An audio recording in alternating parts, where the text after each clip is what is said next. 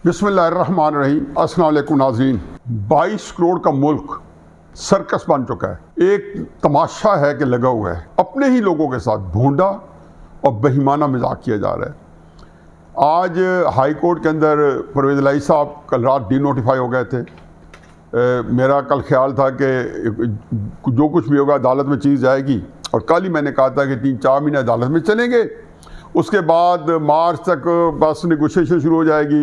इमरान खान साहब जो हैं वो कौमी असम्बली में वापस चले जाएंगे, उनके मेंबरान, और जैसे पिछली दफ़ा 2015 में शर्माते शर्मूते और एड़ी बस मुंह झुकाए जाके सीटों में बैठ गए थे, और ख्वाजा आसिफ की मशहूर तकरीर कि कोई शर्म होती है, कोई हया होती है, फिर से आगे सारी तनख्वाहें भी बकाया ले ली वहाँ से, बिल्कुल वही रिपीट इंशाअल्लाह 2023 में होगी, 2-3 महीने के अंदर। इसी दौरान जब हाई कोर्ट के में केस जो है, जिसका अभी मैं बताता हूँ कि डिसीजन क्या हुआ है, कि जब गवर्नर साहब ने रात को 12 बजे डी नोटिफाई किया, तो शायद वो 48 घंटे के बाद करना था या 24 घंटे के बाद, तो उस डी नोटिफाई करने के बाद सुबह जो है काफ लीग परवेज़ इलाही साहब हाई कोर्ट चले गए।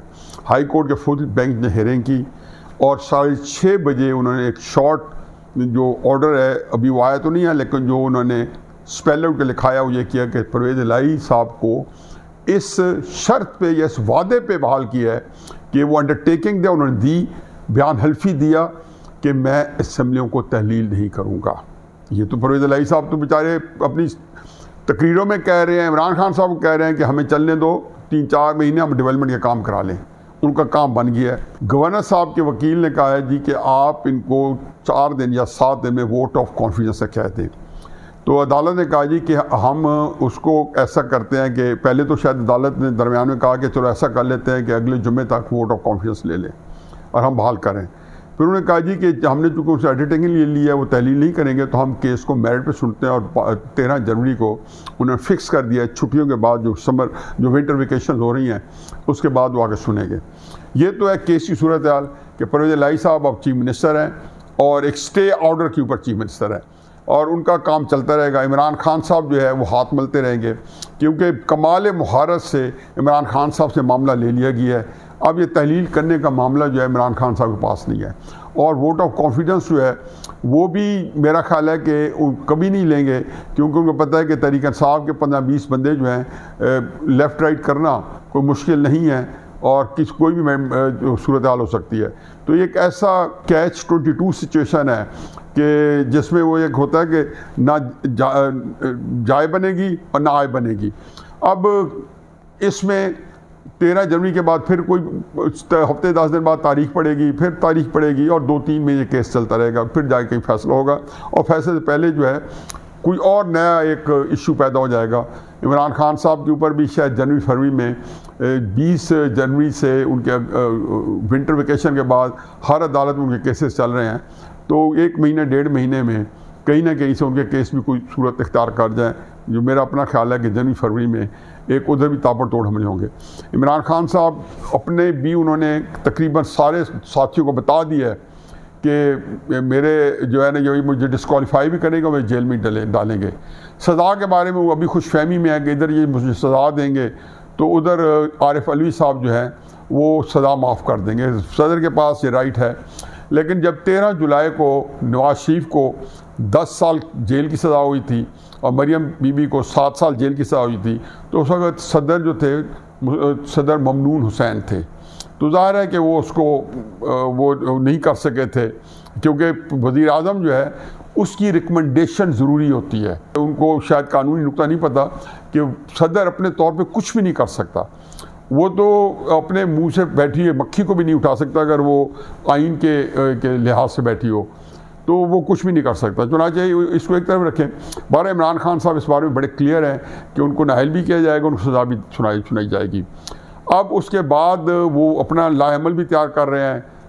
ख्याल यह है कि वो 3 या 4 रुकनी अपने एतमाद के लोगों की कमेटी बनाएंगे जो तहरीक इंसाफ के मामला चलाएगी। उसमें मेरा ख्याल है कि वो उनको चूँकि उनका एतमाद शामिल कुरैशी पर, असद उमर पर, इवन टू सम एक्सटेंट जो मेरी इतला है उसके मुताबिक आरिफ अलवी साहब के बारे में वो खुश नहीं हैं, और बाकी जो है पूरे जितने सीनियर 3-4 हैं सबके बारे में ख्याल है कि ये फ़ौज के जो है ना छोड़े लोग हैं मेरे पार्टी के अंदर। तो ये एक बड़ी एक तशवीशनाक बात है कि एक बंदा जो है अपनी सारी जो सेकंड टियर लीडर है, जो यानी कि एक फर्स्ट ईयर तो सिर्फ एक अकल होता है इमरान खान, उसके बाद जो भी सेकंड टियर लीडरशिप टॉप के 4-5-6 इमरान खान साहब का उनके ऊपर कोई एतमाद नहीं है। अब आ जाए जी कि ये सूरत हाल ज़मीनी हक़ाइक़ क्या हैं।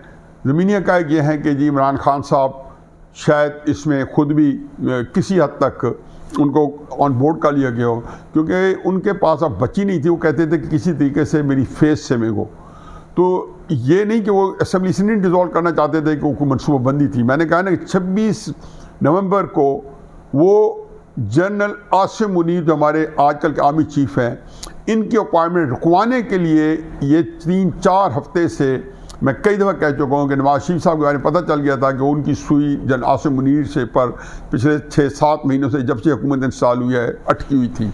और जिस दिन से शहबाज शरीफ ने हल्फ उठाया है, नवाज शरीफ ने शायद एक ही बात में एग्रेसिवली दखल दिया है, तो वो थी आसिम मुनीर की अपॉइंटमेंट। उसमें भी उनको पार्टी की तरफ से भी बहुत ही शायद रेजिस्टेंस चाहिए। हो सकता है कि शहबाज साहब, पार्टी के सीनियर क़यादत, बहुत सारे लोग, ख्वाजा आसिफ साहब, मेरा वैसे मुझे नहीं पता, हो सकता है बिल्कुल मैं गलत हूँ दूसरी तरफ क्यों, लेकिन मेरा ख्याल है कि ये सारे बाजवा साहब की एक्सटेंशन के मामले में इस ख्याल के थे कि होनी चाहिए। इसके मुकाबले में जब जो दूसरी तरफ जो है इमरान खान साहब भी जनरल बाजवा की एक्सटेंशन के बारे में वो तो धड़ल्ले से दिन दहाड़े बयान दे चुके थे कि बाजवा की एक्सटेंशन हो जाए, मुझे कोई फ़र्क नहीं पड़ता। नया जब बनेगा बंदा हेड ऑफ द स्टेट बनेगा, इलेक्शन जीतेगी जो पार्टी, तो वो आके नया आर्मी चीफ बना लेगी, चाहे वो साल के बाद ही बने। और तब तक जो है फ़र्ज़ किया ये असेंबली अपनी मुद्दत पूरी करती है, तो फिर भी अक्टूबर में इलेक्शन हो जाने हैं और 29 नवंबर तक अगर बाजवा साहब की 1 साल की एक्सटेंशन होती है तब तक वो भी तैयार हो जाएगा।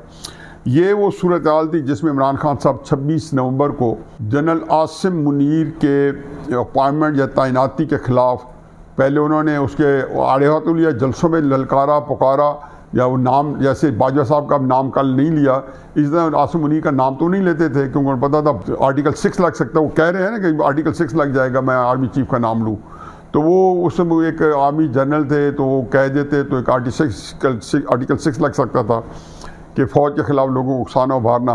चुनांचे वो नाम लेने की तो जरूरत नहीं थी इमरान खान साहब से, लेकिन सबको बता दिया था। पार्टी के अंदर तो एक इंतहाई जो है तशवीश की सूरत हाल थी कि आसिम मुनीर बन गया तो ये पहले इमरान खान साहब करप्शन लेके आए थे। भाई वो सारी बातें हम कोई दर्जनों दफ़ा इसी वीलॉग में कर चुके हैं, और जो कई लोग जो रोज़ाना देखने वाले हैं तो उनका वक्त नहीं ज़ाया होना चाहिए। 26 को आए तो असल जो चीज़ जिससे ट्रिगर किया वो ये थी कि वो जिस माल के ताजिर थे वो माल नदारत उनका बंदे नहीं थे।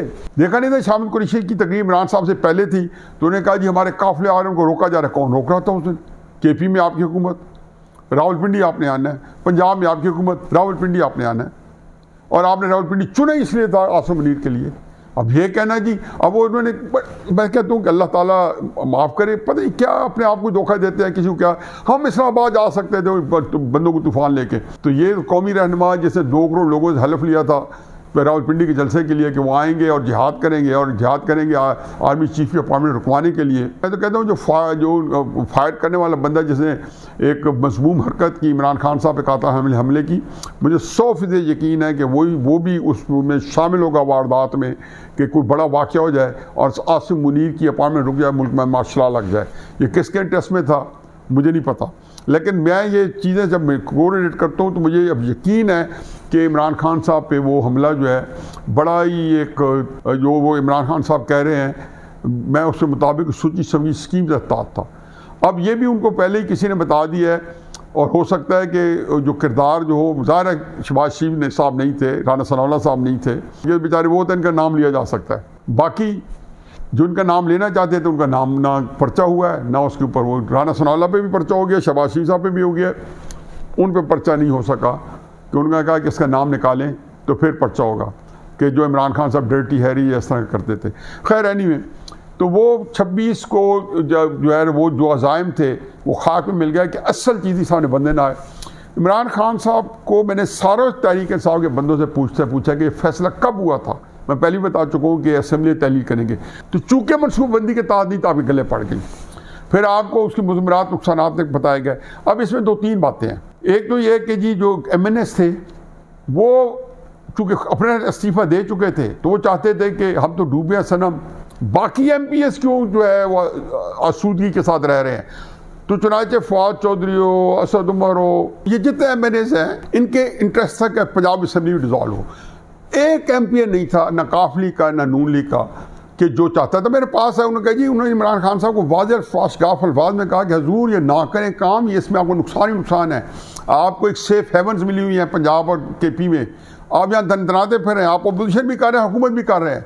मतलब ये बेवकूफ़ी थी कि आपको 2 सूबों में हुकूमत के बावजूद आप अपोजिशन लीडर हैं। ऐसी सहूलत कोई दे किसी को कि हुकूमत भी आपके पास हो और आप जो है ना हुकूमत की जो बुराई हैं वो शहबाज शरीफ वगैरह संभाले।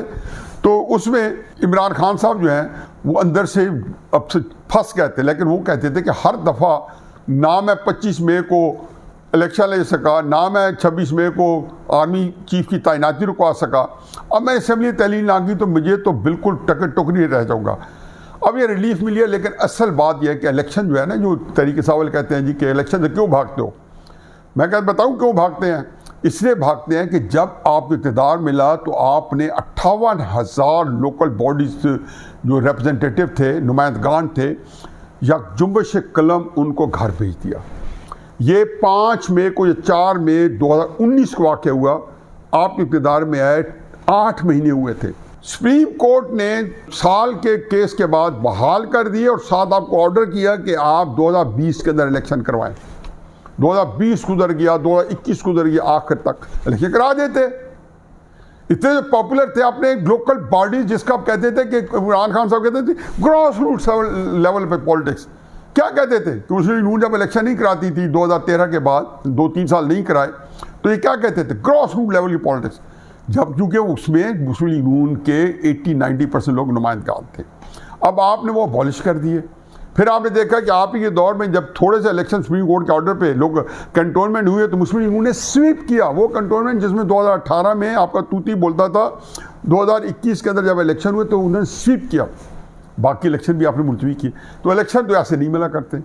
जब वो इलेक्शन फजल रहमान साहब 2019 में आपसे लेने आया था और वहाँ पे 5-6 दिन का पड़ाव किया, उसको झूठे सच्चे वादे भी फजल रहमान साहब खुद कराए गए कि हम इलेक्शन दे देंगे मार्च तक, तो आप दे देते। तो ये नहीं है कि आप इलेक्शन अब आपको सूट करते हैं, डेफिनेटली उनको नहीं सूट करता। जब आपको सूट नहीं करता था आपने इलेक्शन नहीं कराए, अब उनको सूट नहीं करता उनको इलेक्शन नहीं कराए। वो क्यों कराएंगे? एक जानकुनी के आलम है पाकिस्तान, कौन जिम्मेदार है? कतई नज़र इसके, बचता नहीं बचता कतई नज़र इसके। लेकिन इसके अंदर आप कहते हैं कि वो इलेक्शन करके हुकूमत जो है आपको दे दे, पाकिस्तान को तोड़वा बैठे, तो ज़ाहिर है ये सहूलत नहीं होगी। दूसरी बात यह है कि इमरान खान साहब के केसेस जो हैं उन्होंने, मैंने जैसे पहले सरसी जिक्र किया है, वो भी पके हुए हैं। तो क्यों चाहेंगे कि आपके केसेस जब बने हुए हैं और एक मिल से वो गुजरे हैं डिस्क्वालिफिकेशन की और जेल की और कैद की और पार्टी सदर से महरूमी की, तो आप कैसे क्यों ये आपके पास सहूलत रहेगी? आपके ऊपर प्रेशर पड़ता रहेगा।